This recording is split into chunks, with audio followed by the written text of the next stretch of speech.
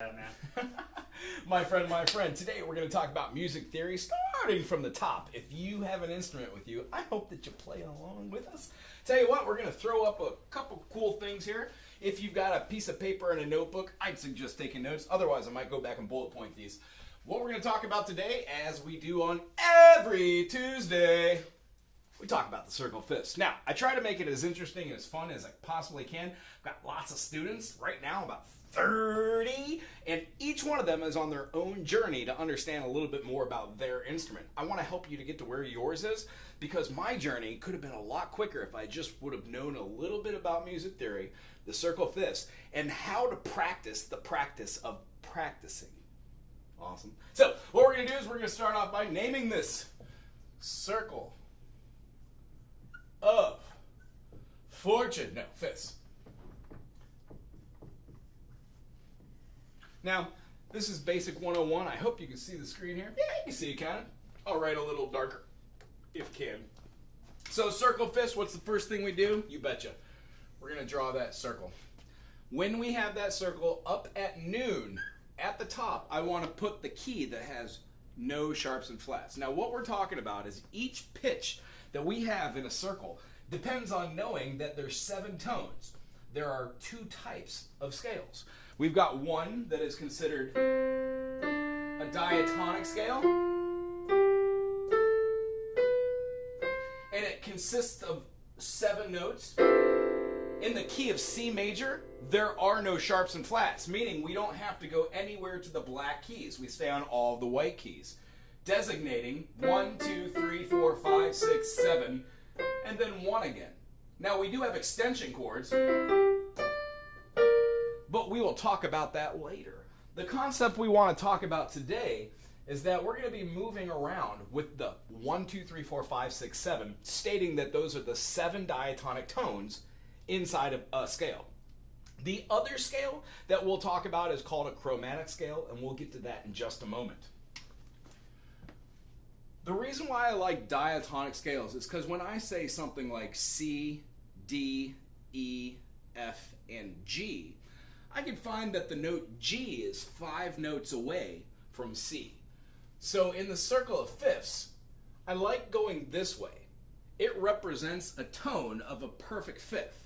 And what this means is, when we play or read music on the staff, which is what this is, we find ourselves having notations of measures which basically represent time or tempo. With this time or tempo, we could designate a signature, a time signature. So when we're reading, the reason why we use the circle of fifths in the most traditional sense is music before pop culture music that generally is many different keys put together. We had music that was classical in nature. It was considered to be tonal. Now, this tonal type of music, it related to 1 key signature or 2 at best, until different times and periods of people writing and performing in different pieces, compositions, generally after different eras would have happened, like the classical era, the romantic era. In this kind of representation, when you have a 4/4 or a common time, the beats would be, and there are 4 of these beats per measure, and each one of these beats would get a note. Now, we're going to talk about music notes and notation over here, but let's just do a quick representation. The C that we're looking for on a clef called the G clef, which is the most standard clef. That's where ukulele, that's where mandolin, singing voices for the soprano, the alto, and even high tenor are registered. When we have a secondary clef and we put it underneath it, that secondary clef tends to be the bass clef. Now, you can't have 2 clefs which are basically the same. The way that I view this is our treble clef looks like this. If you get rid of the top portion of that, you are left with what lowercase letter? You betcha, the G. So, knowing that this is the G line, we only have 7 notes. So what we do is we put them into seniority and we designate different positions that they have. Now, this might be a little bit wordy, but the idea is if we use something called the landmark system, we can see a couple different things. Our G clef, the treble clef, And then let's say we just use our bass clef right here. It looks like a sad face next to it, or if you're really skilled, it sometimes has a big old ball or hair, gets a little bit thicker and then weans out towards the end. Very cool. I am not an artist, cannot. However, if you were to take this and connect the two lines, what lowercase letter does that look like? You betcha. It's going to be an F. So the bass clef is the F clef, the treble clef is the G clef. When we say that, this space in between here is still part of the same thing. When we connect these two staves, we call it the grand staff. Now, the kind of concentration behind this is, this first leisure line is always going to be your middle C. On the piano, when we go to that piano, we can find ourselves going to any grouping of two black notes and then going down a half step. This dissonance is the smallest unit in music for the Western ear. Simply meaning, if we're going to be playing something along the lines of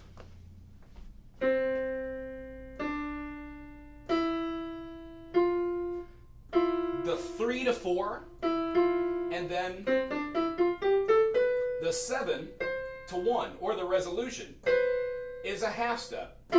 These are two naturally occurring diatones.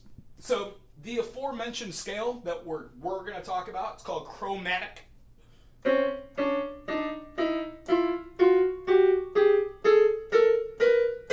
That takes us through all 12 tones. C, C sharp or D flat, D, D sharp or E flat, E is F flat, and then F, which is E sharp. We have F sharp or G flat, G, G sharp or A flat, A, B flat or A sharp, B, which is also C flat, and then B sharp, which is C natural. That's a chromatic scale. That is a diatonic scale. So what you and I are going to talk mostly about going to be diatonic scales. When we take C major, we can put a note here and have C, D, E, F, G, A, B, and C. Each one of these lines represents a note on the scale or the grand staff. Since I've got other colors, let's use them. We said that this was a C. This is our C. The next line is going to be our E line. The next line is our G line. The line in the middle of the staff of the treble clef is called a B. The top, the space that is second from the top is called the D.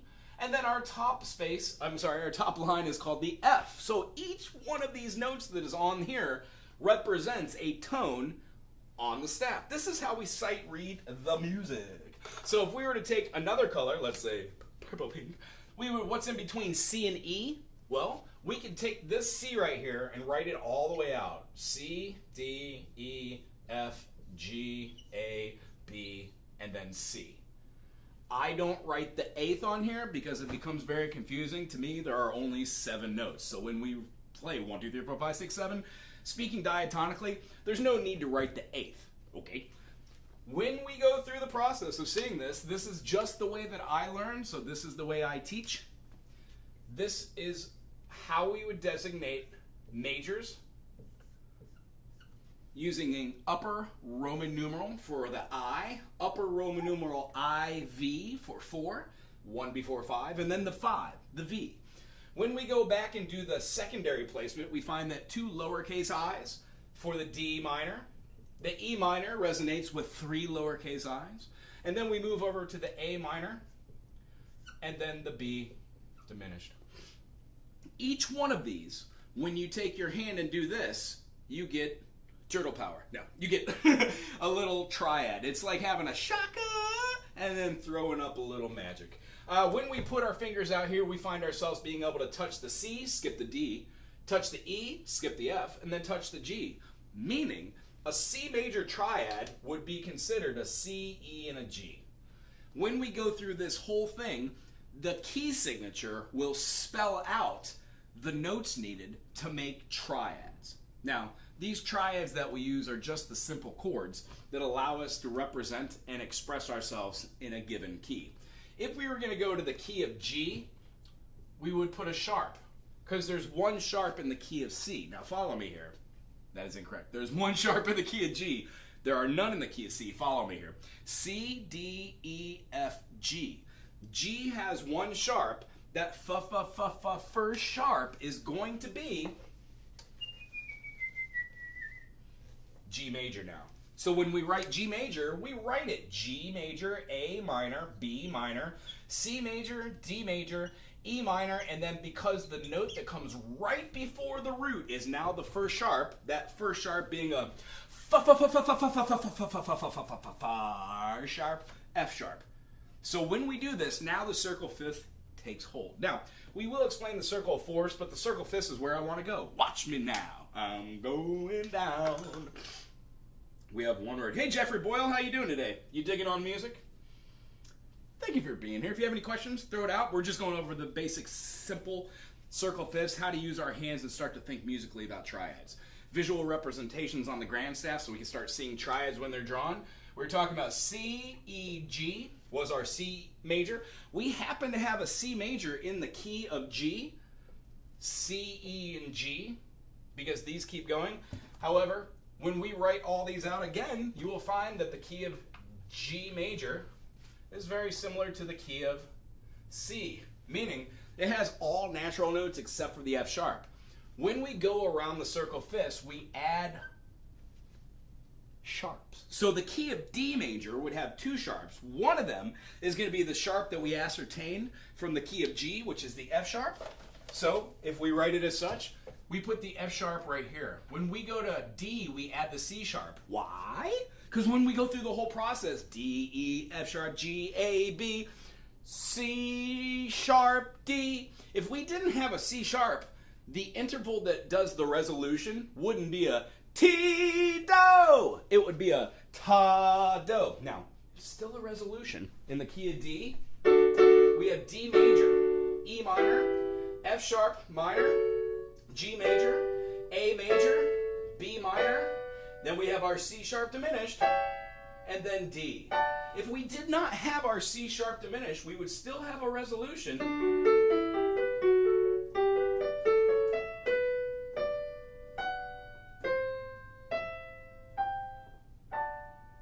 Now that kind of resolution is called a backdoor resolution. It's reserved for certain types of music. You find it a lot in rock and roll. So what we're going to do here is we're going to talk about how to name these in the key of G and just see them play out on the staff. D would have the sharp, A, E, B, F sharp, and then C sharp. That's how I fill out all 7 of my sharps on the sharp side. That way. When we go that way, it's going to be the circle of fourths. Now, I like to draw it in a different color. Why not we just draw it in the red? Because red's a power color. Beautiful. Oop, that's not right. Little comparison. Here's why we do our chromatic scale as well. So the first note that you have that has a sharp is going to be the G. The sharp that you make it is the F. That's how I remember the first key that has one flat is the F. That flat just so happens to be the note that's going to be right next to it. In the circle of fourths, going this way, opposite of the circle of fifths that goes this way, we have all of our notes laid out for us, which is amazing. So when we go from B, our next note is 4 notes away. Well, let's say it. B, C, D, E. E, F, G, A. A, B, C, D. D, E, F, G. G, A, B, C. What I've just done is I've shown that some notes have the same name. When we did the chromatic scale, did you notice how I said D sharp, E flat? Heck, we even pointed out that an E sharp is an F natural. Right on, excellent, excellent.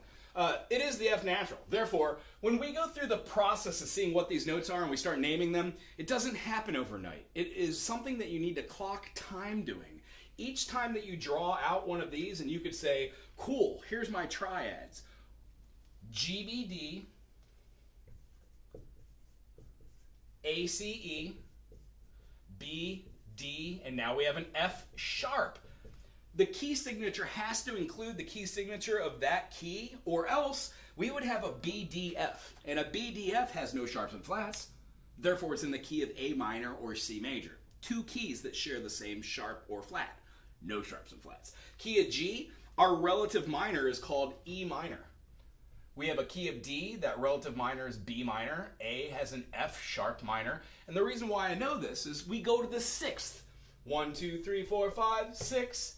The sixth interval of every major scale will always be your relative minor. Cool? So when we go through the process of seeing these, we get our next note, C, E, G. Happens the C major, as we said, right here is the same as it is in the key of C. It also happens to be the same as it is in the key of F, but it's not the 1 C major, it's not the 4 C major. In the key of F, it's the 5. F, G, A, B flat, C, D, E. Each one of those has seniority, which we're going to talk about through the eyes of G. For the D, we have a D, F sharp, and A. Again, we must continue to put the sharp that's in the key, or else the chords don't make sense. It would quite literally make that D major, a 3-note triad, turn into flattening that mediant. The mediant always being the 3rd scale position, or the flat 3, both of those depending on what you play, make it either a happy chord or make it a sad chord. So in the key of G, if we were find C, C, D, E, F, G, throw our triad up, boom. Whenever we flatten the mediant, we get a minor. It works for every triad. This is a great practice to learn the difference between your majors and your minors just by simply moving one note. Whatever your instrument is, try and utilize that concept. It works for every single pitch. And you'll see it through the teaching here. In the E, we've got an E, G, and a B. And then lastly, our F sharp diminished, the lending or leading tone, one of my favorites, is going to be our F sharp. We skip the G, land on the A, skip the B, hit the C. A face with a sharp. That's our diminished. So when we do this, every single one of these chords will line up, and every single one of these ones will give the seniority, or the feeling. There are only 4 types of triads that we work with. One is called a major, and I know you know this. We have our major, we have our minor, we have our diminished, and I'll spell the whole thing. Diminished. And then we have our augmented. These are spelt in 3 different ways, and these are them. When we play a major, we play a 1, 3, and a 5. When we play a minor, we play a 1, flat 3, and a 5. When we play a diminished, we play a 1, flat 3, flat 5. And when we play an augmented, we play a 1, 3, and then a sharp 5. What does this mean? Well, let's pick it in the key of G. A 1, 3, 5 in the key of G is a GBD.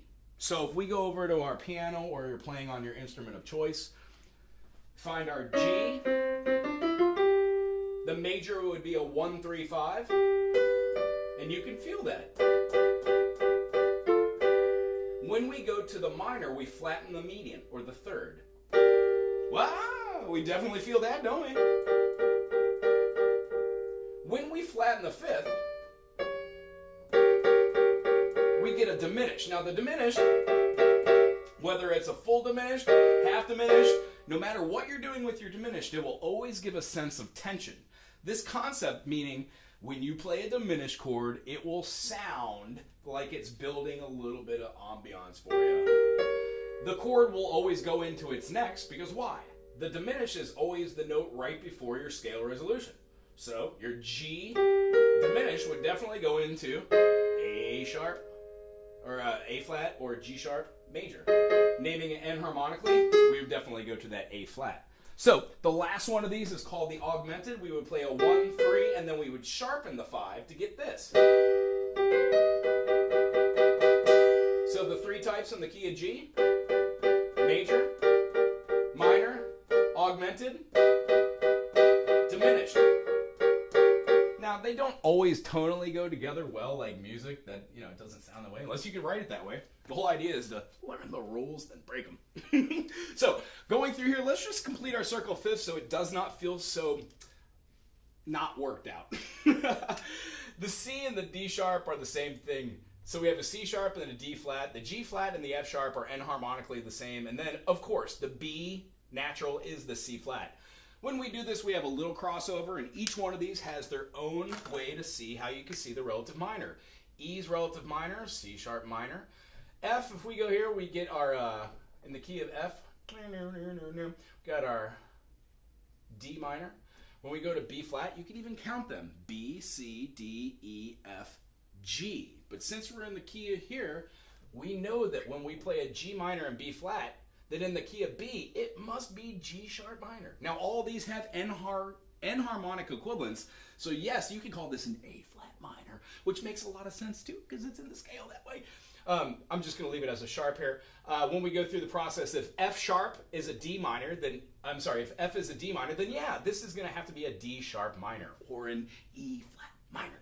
When we go through the process of seeing all these, we can write them out. If this was a C sharp, then this one must be a C. If our A was an F sharp, then A flat must be an F.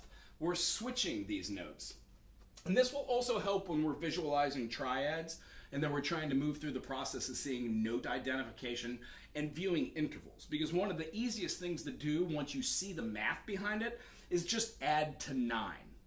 When we use the circle of fifths, and we keep going around here, our C would be A minor, therefore our C would be A sharp, right? When we go through all these, those are our circle of minors. These are the relative minors that we could use in lieu of our major. One is called Ionian, one is called Aeolian, but those are modes, and we're gonna get into those later.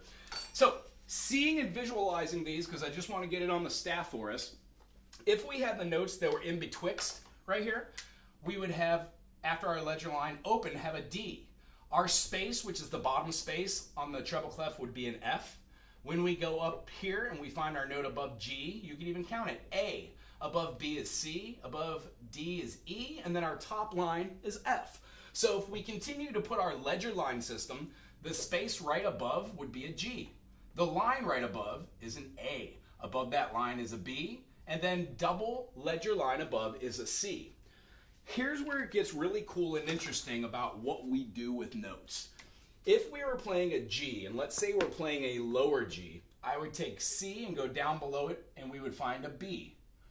When we play the F, this F becomes a G, top line of the bass clef is an A, and then you can see how the next space is that space. A common misconception is there's something bigger going on here in between our two staves. On the grand staff, this space might appear huge, but it is not. It is actually just a couple jumps up. Sometimes we write extended bass parts up top because our tenor and or our tenor line or voicing will be characteristically higher than it should be going up into the mezzo tenor. The idea of going down, this builds upon something called the landmark system, and then knowing what these are is really cool. If you remember earlier, we talked about what the note is on the middle line of the treble clef.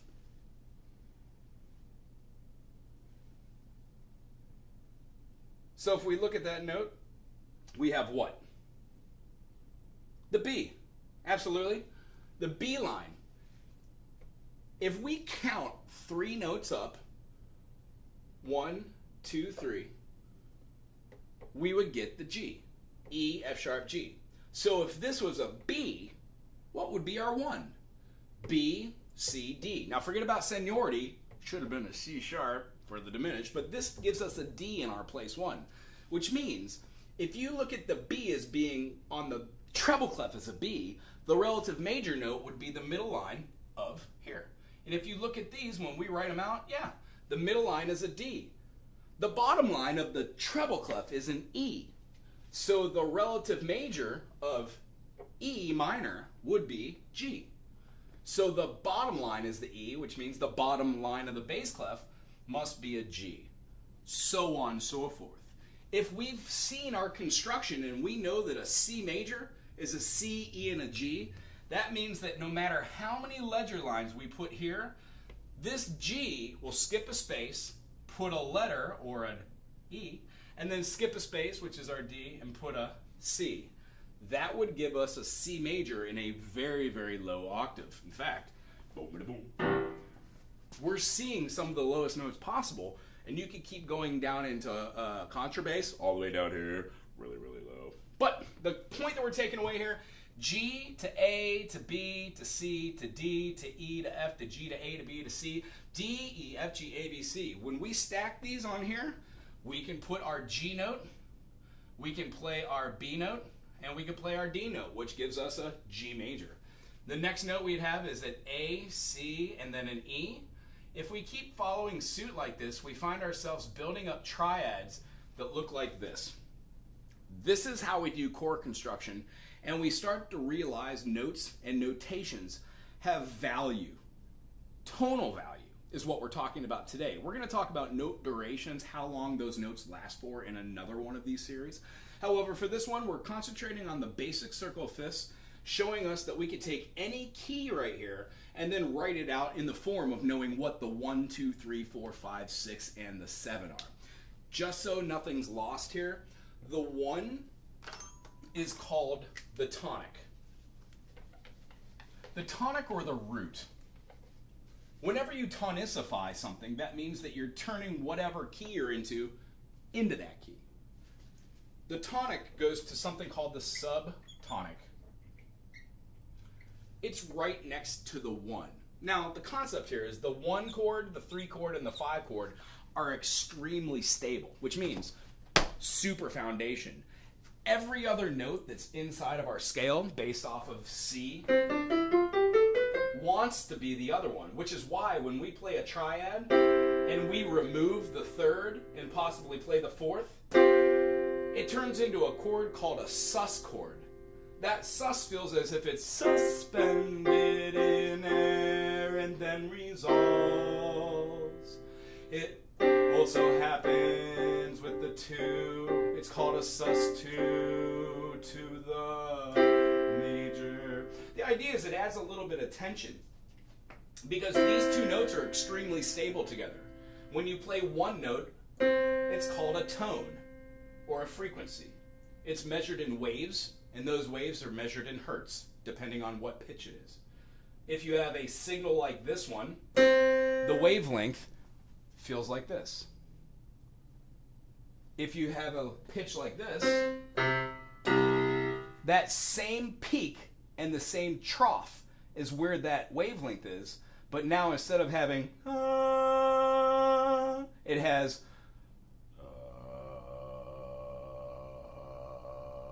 it's the same height and depth as the higher octave, but now you have a much deeper tone. If we took this C right here and went all the way up here to this placement, we would have something called a P8. It's one of our 3 perfect pitches. When we go from a 1 to a 1 or a 1 to an 8, that's considered a P8 or a perfect interval. Every single other one of these, like the C to the D, is called a major second, which means the note in betwixt is our smallest movement. C to C sharp, minor second, or half step. Minor second, major second. Minor third, major third. Perfect fourth, augmented fourth. Perfect fifth, augmented fifth. Sixth. You cannot have a perfect sixth.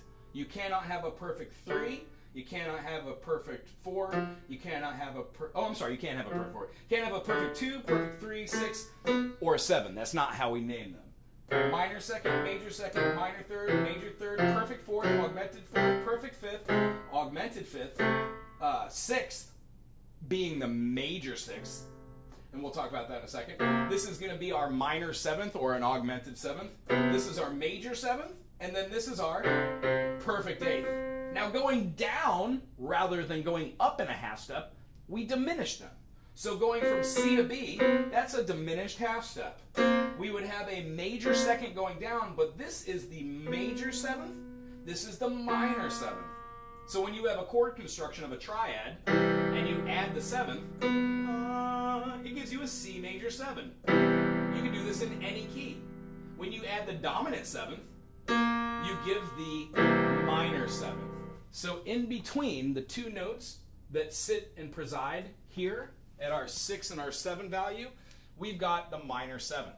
Now, this one is called the lending or the leading tone. It serves a purpose as the diminished to feel like when you're using that, as we talked about with the backdoor resolution or that just the standard resolution of T-do, it feels as if you're falling right into it. So it's a great note or a chord to use when trying to build a little tension and then fall into your given key. The truth of the matter is if you pick any lending or leading tone, you could use it as something called a secondary dominant, meaning the 5 turns into a 7 chord. Because music is so very, very coarse, we have 3 notes in a 5 chord. Let's say it's in the key of G. We have a D, F sharp, and an A. Boom, D, F sharp, A. Well, what's our diminished? It's going to be F sharp, A, and C. F sharp, A, and C, they happen to share notes, don't they? So the idea is when we make our dominant here, a 7 chord, our F here feels like an F sharp, A, C, and guess what the dominant note of the key of D is? D, E, F sharp, G, A, B, C. We don't need a C sharp, D. We want a C, D. So being able to vocally sing these and practice these also like that is a great way to get used to doing intervals. Our next one comes up to being the median. I'm just going to put M-E-D because we know it's the middle, the median. Our next one here makes sense if we call out the dominant, the dominant, and then this one's called the subdominant. The reason being, when you go through the circle of fifths, you have resolutions or notes that relate to them viewing it through the eyes of the fifth. It's the most common way the ear hears anything. If we've got a triad or a chord inside of like a song, let's say we're playing something along the lines of, I don't know, something like this.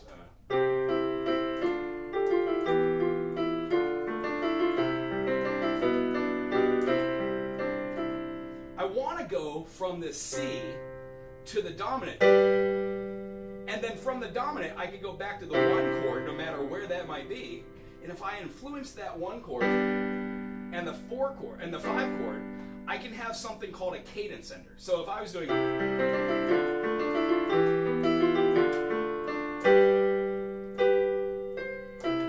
and it makes sense musically that we would find ourselves back to the tonic, the 1. We use the 2 to add a little tension because we know it wants to resolve.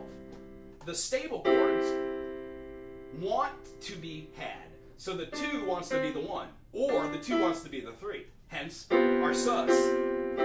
Our 4 chord wants to be the 3, or it wants to be the 5. That must mean that our 6 and our 7 want to be the 5, or they want to be the 1. So anytime we use those, we can go either way. What we do in the beginning on any instrument is to find a tone and a harmony, and then add another harmony. Well, as we were talking about with the chord construction of a major, it's a 1-3-5, meaning to have a major third, you have to have 1, 2, 3, 4 minor seconds. 4 minor seconds equal a major third. Well, when we go to this harmony, even though it looks the exact same, it only has 1, 2, 3 minor seconds, meaning the chord construction of a major is a major third plus a minor third. When you make a minor and flatten that median, it just switches the order. So now you have a minor third and then a major third. That's the chord construction from 1 to 5, or we would call our perfect fifth. After we have our major third, our minor third, perfect fourth, our perfect fifth is an interval of 7 minor seconds.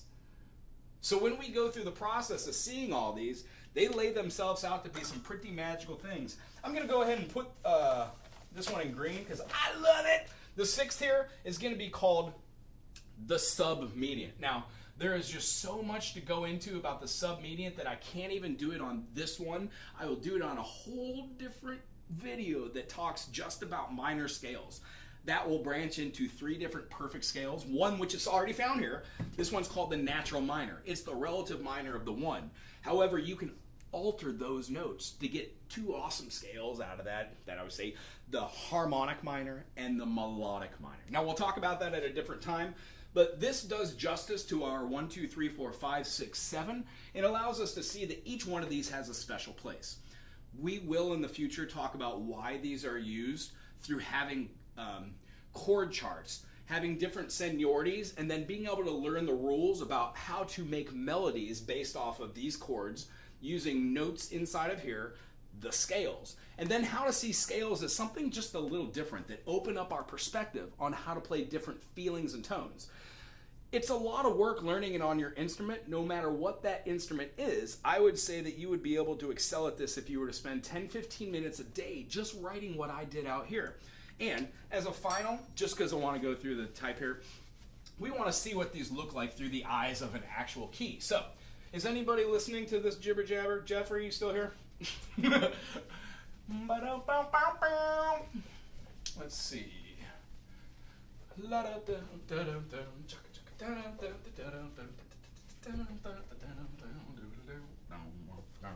So, what I'm going to do right here, I'm going to ask somebody if you're in the comment section to throw out a key. I got about 2 more minutes before a student gets here, and I got to be ready. So, what I want to do is just throw out this. If somebody throws out a key that's there, I'll go ahead and do it. A, D, B, E flat, A sharp, anything you want. Or G sharp. We can do a hypothetical key. Or we can talk about that next time. If I don't get something in a second, I'm just going to throw out a key. Thanks for breaking this down. Oh, thank you, Rachel. Cool. Yeah, do you have a key? Want to throw out something?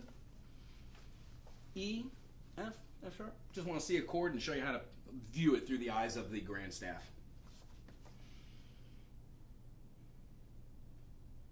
And maybe I'll just guesstimate. I think you're going to pick the key at D.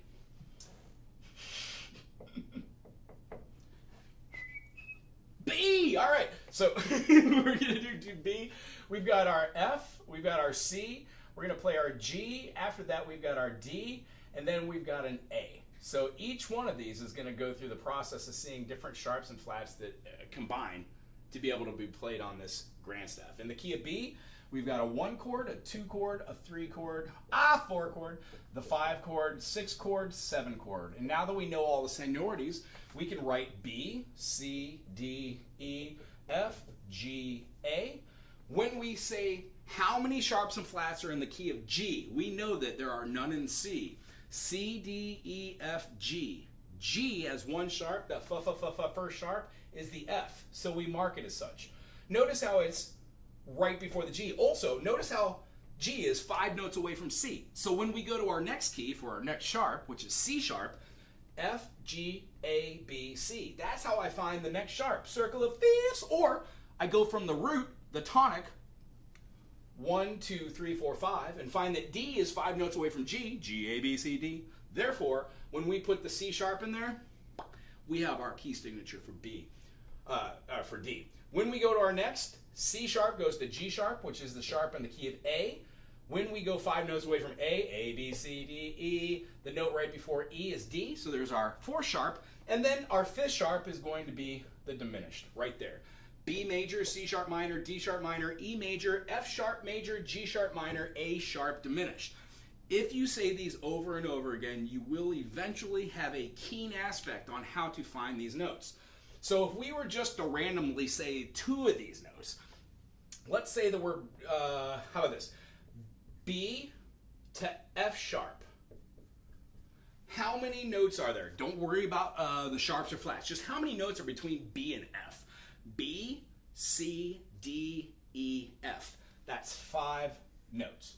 So if we were to take this F sharp and put it below the B, we would then be able to say, well, how many notes is it from F to B? F, G, A, B. That is 4 notes. The concept we would look at here is, what is this?